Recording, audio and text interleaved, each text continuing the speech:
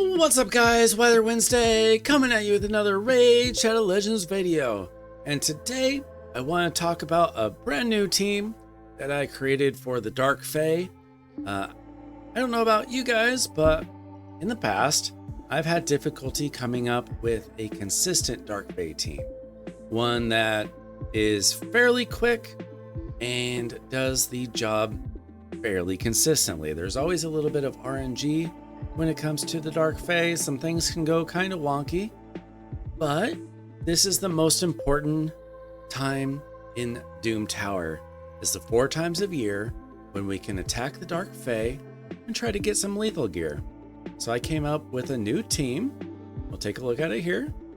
And as you can see, it features a fairly new champion in Eostrid, who was a fusion champion, the one right before Wixwell. And this is a fairly free-to-play team because, of course, you can earn Arbiter. Eostrid was a fusion champion. Newt was a fusion champion. The Rat King, Vermin Lord here, was a fusion champion. And if you've been playing long enough, Ninja was a free champion as well. But here's the thing, if you don't have Ninja, that's fine. There are other options. Basically, I use him for his freeze and for his HP burn.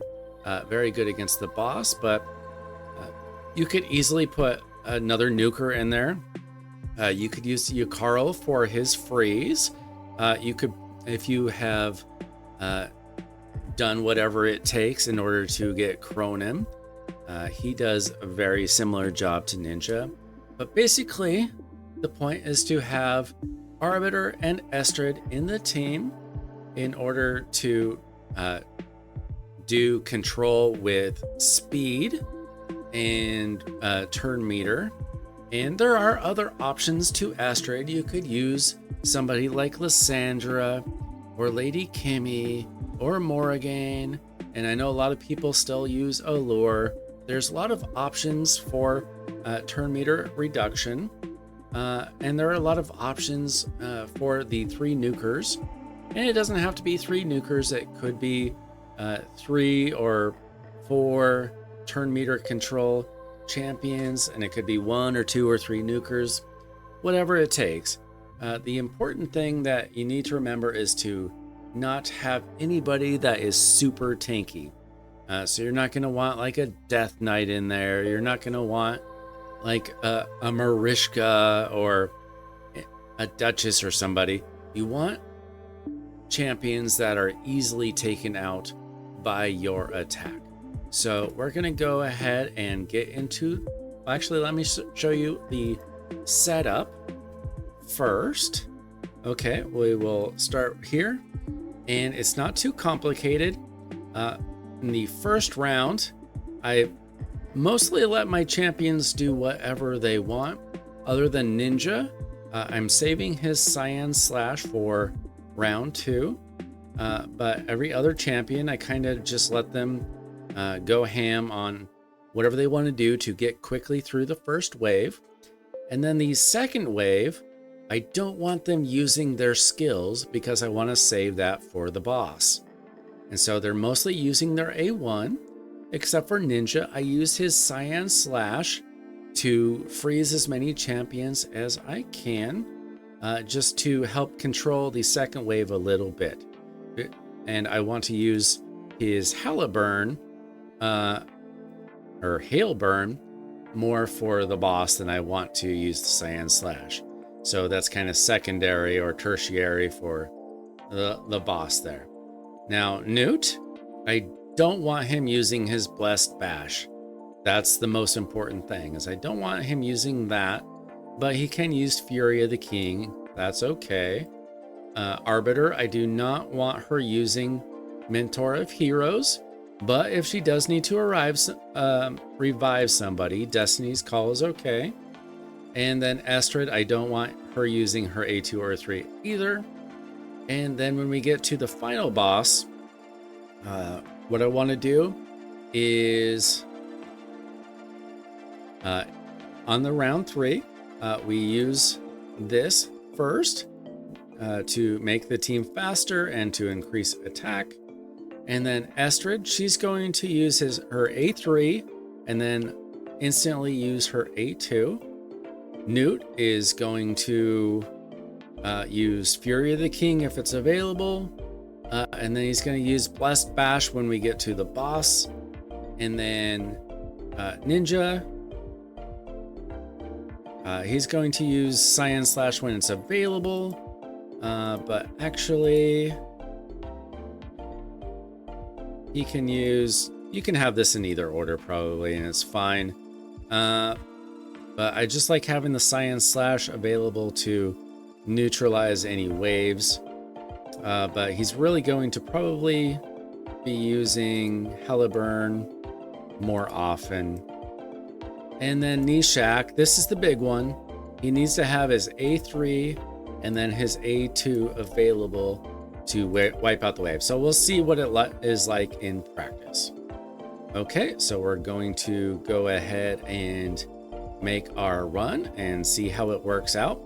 As you can see, my fastest time is 1:31, but the average is more like 2 minutes, 2:15, something like that. Okay, here we go. So as you can see, basically we're going to wipe out this team very quickly. Wipe her out, and there we go. So only 11 seconds to get through the first round, the first wave. The second wave is going to be a little bit slower because we're mostly focusing on their A1s, just trying to cycle through A1s to get their skills back. So we don't want to go so fast that they don't get their skills back. Okay, there we go. And now we are on to the boss. Now, Arbiter's going to do her job, and then the Vermin Lord is going to wipe them out very quickly. We did have a little bit of a problem with him not landing a bomb, but we got through that. And we unfortunately get the fear that the boss puts out, but we very quickly take down Ninja. He is fairly squishy, so it's not too difficult on taking him out even a second time. And now it's just a matter of Newt doing his thing, where he absolutely destroys basically any boss in this game, unless I'm forgetting about something that he can't do. But he is quite powerful, so we're almost through the run. It does slow down a little bit until we can get Newt to have one more turn. Looks like the boss is going to get a hit in there, and we're just kind of waiting for us to cycle through again so that Newt can get one big smash in there. And there we go, 1:53, and this is a fairly consistent team. It's not perfect, but previously I was lucky to win like half of my battles with my previous Dark Fae team.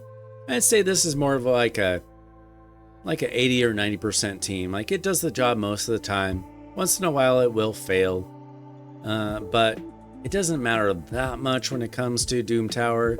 You just want a pretty fast, pretty consistent team. So if it's not perfect, it's not the end of the world. Depending on how you build it, you might be able to make this team 100%, but none of the champions that I use for this are built specifically for this. They just kind of work out. Now we'll go ahead and take a look at the builds. Arbiter is just built for Arena. I use her in other places, but she's built for Arena. She's just built as fast as she possibly can. Now, my Arbiter, as you can see, is at 397 speed. She doesn't need to be anywhere near that. Not even close. Just get her as fast as you can for the most part. I also have Intimidating Presence on her, which makes her faster. I was very lucky and I got a 5-star blessing on her. One of the few that I have on my account. I just happened to pull her from a Soulstone, so I was very lucky. These are the masteries I have on her. I don't think that whatever masteries you have for whatever other content you have, like I wouldn't change anything specifically for this content unless you're running into a problem, but that's just me. Now, Eostrid Dream Song, I just built her in a damage build, trying to see if it would help out my Hydra team. I think it helped out a little. Previously, I had her in Supersonic.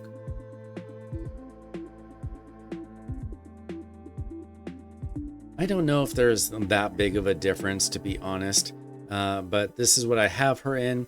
I actually have her pretty fast, but not insanely fast at 269.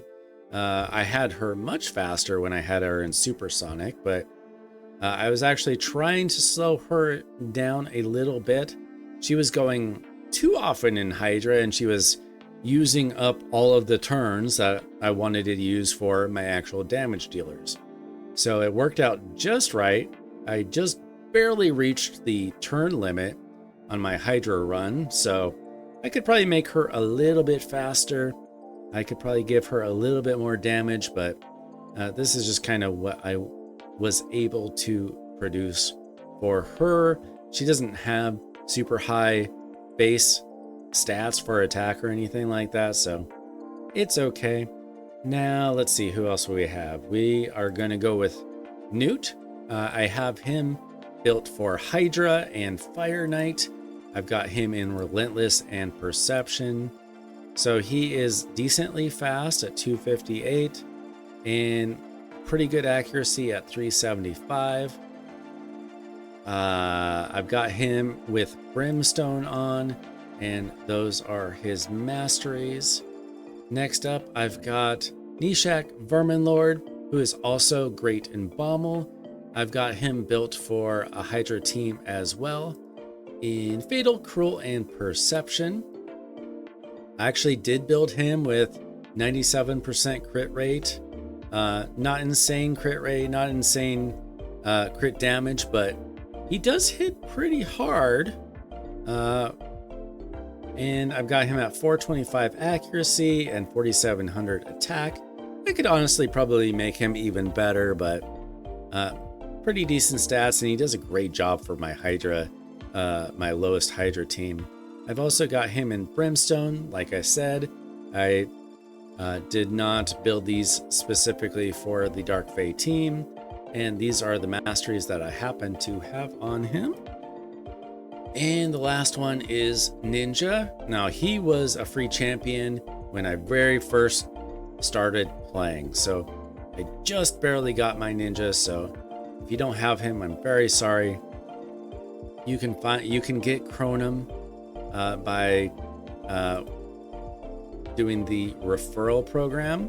I did it all by myself. I referred myself and did all the work. So don't think that you can't do it. I actually have a video from last summer showing how I was able to do that over the course of like a little over a month, getting the last 3 referrals in. So you could probably do it in 2 or 3 months if you really wanted to grind for him. But as far as my Ninja is concerned, I just have him in triple perception because I just built him for my Phantom Shogun's Grove team. He is decently fast at 247. I did not build him for crit rate or crit damage. I built him for the accuracy with high attack at 5200 because I'm trying to get the damage out of him, mostly from the HP burn, and then also using freeze for control. And these are his masteries. I think I had these masteries on him from when he was in my clan boss team. And so that's it. That is my Dark Fae team. And I think it's very important, pretty much critical that you get a Dark Fae team, whether it's this one or a different team. The main thing with her is you got to have lots of control, not letting her go a whole lot of turns and being able to get her down quick enough. So that is my new team. Let me know if this helped you out. I hope it did. I hope you enjoyed this video, or I hope at least it gave you some ideas, because it's so important to be able to take down the Dark Fae in order to get that lethal gear to help out your nukers. So that's it for today. I'm Weather Wednesday. Thanks so much for watching. I hope you enjoyed this video. If you did, perhaps you will add to my subscriber count there. I'm at 313 as of the time of this recording. I'm hoping to get that up to 1,000 by the end of summer and make this a legit channel covering Raid Shadow Legends. Thanks so much for watching. See ya!